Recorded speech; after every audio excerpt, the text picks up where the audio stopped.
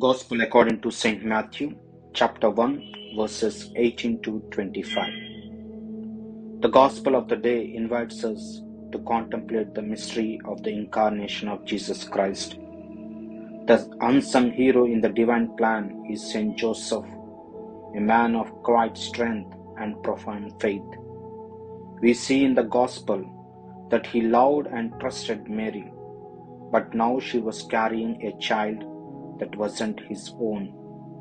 Being a righteous man and not wanting to shame Mary in public, he decided to dismiss her quietly. But just when he had resolved to do this, an angel of the Lord appeared to him in a dream and said, "Joseph, son of David, do not be afraid to take Mary as your wife, for the child conceived in her is from the Holy Spirit."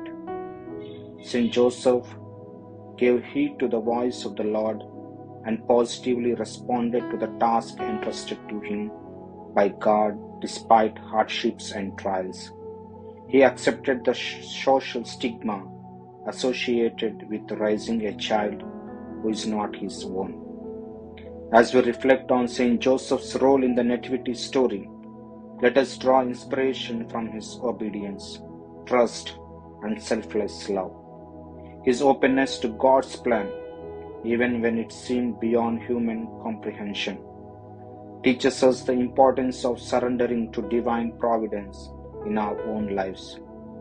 In our faith journey, we may encounter situations that challenge our understanding and stretch the limits of our trust. Saint Joseph invites us to embrace God's will with courage.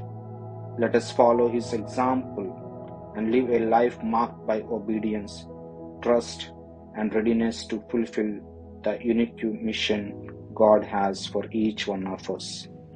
According to St. Lawrence of Brindisi, a doctor of the Church in the 16th century, he says, "St. Joseph is clearly the holiest of all the saints, holier than the patriarchs, than the prophets, than the apostles, than all the other saints.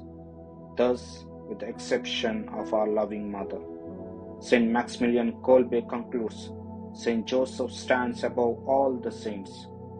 In his apostolic letter entitled Patris Corde, which means with their father's heart, on the occasion of special year of St. Joseph, Pope Francis describes him as a beloved father, a tender and loving father, an obedient father, an accepting father, a father who is creatively courageous, a working father, a father in the shadows.